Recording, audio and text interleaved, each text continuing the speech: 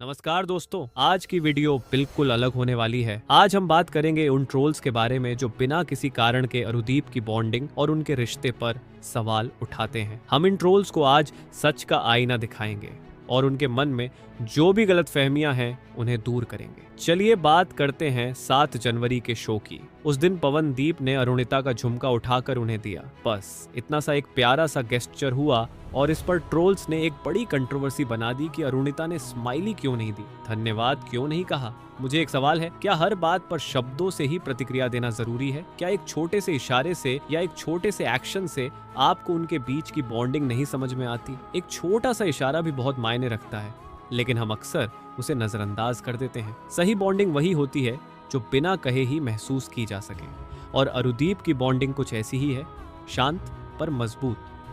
जो लोग इसे समझ नहीं पाते उनके लिए एक ही सलाह है, अपनी नकारात्मकता अपने पास रखें। हमें सकारात्मकता फैलानी चाहिए और सिर्फ अच्छे कामों का सपोर्ट करना चाहिए। अब ट्रोल्स का अगला आरोप यह था कि अरुणिता पवनदीप से नाराज थी। इस आरोप को लेकर हम सभी को एक बार फिर से सोचने की जरूरत है। क्या सच में अरुणिता पवनदीप से नाराज थी? क्या किसी प्रोफेशनल परफॉर्मेंस के दौरान किसी कलाकार का हर एक्सप्रेशन उसके पर्सनल इमोशंस को ही दर्शाता है? नहीं। एक परफॉर्मेंस का मतलब होता है कि आप उस समय अपने काम पर ध्यान केंद्रित करें, न कि अपने व्यक्तिगत इमोशंस को बाहर लाने का। अगर आपने गौर किया हो तो पवनदीप और अरुणिता दोनों अपनी परफॉर्मेंस में पूरी तरह से व्यस्त थे। वे अपनी कला को इज्जत दे रहे थे और यही एक कलाकार की सबसे बड़ी पहचान होती है। ट्रोल्स को यह समझने की जरूरत है कि इस तरह की स्थिति में हम व्यक्तिगत इमोशंस को बाहर नहीं लाते। एक शो में दोनों के बीच की बॉन्डिंग जो नजर नहीं आती वो और भी मजबूत होती है। इसलिए अगर अरुणिता ने पवनदीप से आंखों में आंखें डालकर बात नहीं की तो इसका मतलब ये नहीं कि उनकी दोस्ती खत्म हो गई। ये सिर्फ उनकी प्रोफेशनलिज्म और परफॉर्मेंस पर ध्यान देने का तरीका था। आइए बात करते हैं तीसरे आरोप की, जहां ट्रोल्स ये फैलाने की कोशिश कर रहे थे कि चॉकलेट पाई और अरुदीप की मैनेजमेंट उनकी जोड़ी तोड़ने की कोशिश कर रहे हैं। कुछ लोग ये मानते हैं कि अगर अरुणिता ज्यादा सोलो कॉन्सर्ट्स कर रही है और पवनदीप का शेड्यूल अलग है तो इसका मतलब ये है कि उनकी बॉन्डिंग खत्म हो गई। यह धारणा बिल्कुल गलत है। एक कलाकार के लिए सोलो और डुएट दोनों ही महत्वपूर्ण होते हैं। हर कलाकार की अपनी इंडिविजुअल ग्रोथ होती है और वह उसे पूरी तरह से एक्सप्लोर करना चाहता है। अरुणिता ने जो सोलो कॉन्सर्ट्स किए हैं इसका मतलब ये नहीं कि उनके और पवनदीप के बीच कुछ गलत है।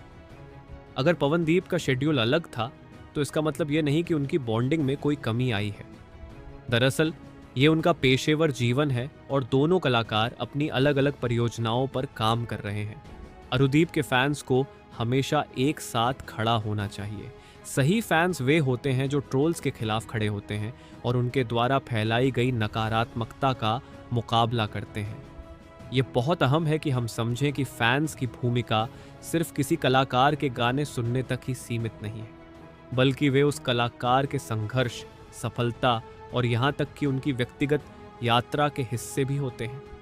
जब हम किसी कलाकार को प्यार करते हैं तो हमें उनकी मेहनत और परफॉर्मेंस का सम्मान करना चाहिए, न कि उनके व्यक्तिगत मामलों पर सवाल उठाना चाहिए। फैंस को चाहिए कि वे अरुदीप की हर छोटी बड़ी सफलता का जश्न मनाएं और ट्रोल्स के लिए कोई जगह न छोड़ें। जब हम एकजुट होकर उनका समर्थन करते हैं तो यह ट्रोल्स की सारी नकारात्मकता को हरा देता है। अब बात करते हैं दिग्विजय जैसे चैनल्स की। ये चैनल्स केवल कंट्रोवर्सीज बनाने के लिए ही जाने जाते हैं। जो लोग इन्हें फॉलो करते हैं वे उन पर भरोसा करते हैं और अपनी राय बनाते हैं, लेकिन ये चैनल्स हमेशा ही नकारात्मकता फैलाने का काम करते हैं। इन चैनल्स का मकसद सिर्फ एक चीज है, ज्यादा व्यूज पाना और ज्यादा कंट्रोवर्सी क्रिएट करना। इनकी वजह से ही कई बार अच्छे फैंस भी कंफ्यूज हो जाते हैं और सही जानकारी तक नहीं पहुंच पाते। हमें इनसे दूर रहना चाहिए और खुद की सोच को पॉजिटिव रखना चाहिए। सिर्फ वही लोग सच्चे फैन हो सकते हैं जो इन ट्रोल चैनल्स से प्रभावित नहीं होते और हमेशा सही जानकारी फैलाते हैं। मैं आज की वीडियो में मनोज जी का भी धन्यवाद करना चाहता हूँ। मैं तो कभी कभी ही आता हूँ जब बात कुछ ज्यादा बिगड़ने लगे, लेकिन मनोज जी ने हमें सही दिशा दिखाई। उनका बहुत बड़ा योगदान है कि हम आज यहाँ पर ये सब बातें कर रहे हैं और ट्रोल्स को सही तरीके से जवाब दे पा रहे हैं। मनोज जी का धन्यवाद कि उन्होंने हमें ये समझाया कि क्या असल में चल रहा है।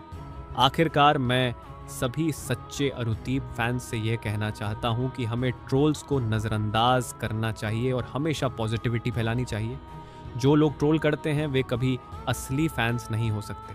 असली फैंस वही होते हैं जो अपने पसंदीदा कलाकार की सफलता में योगदान करते हैं। पवनदीप और अरुणिता की सफलता ही उन ट्रोल्स का सबसे बड़ा जवाब है। उनकी हर परफॉर्मेंस, उनका हर गाना, उनके हर कदम में हम उनकी यात्रा को देखते हैं और समझते हैं कि वे सिर्फ एक म्यूजिकल जोड़ी नहीं है बल्कि एक इमोशन है। जो लोग सच में अरुदीप को समझते हैं वे जानते हैं कि यह जोड़ी सिर्फ एक म्यूजिकल पेयर नहीं बल्कि एक प्रेरणा है। तो दोस्तों, आज के लिए बस इतना ही। अगर आपको ये वीडियो पसंद आया हो तो इसे लाइक और शेयर ज़रूर करें और हमारे चैनल को सब्सक्राइब करें ताकि आपको हर नए अपडेट्स की जानकारी मिल सके। मिलते हैं अगले वीडियो में एक नए टॉपिक के साथ। तब तक के लिए stay positive, stay united and keep loving अरुदीप।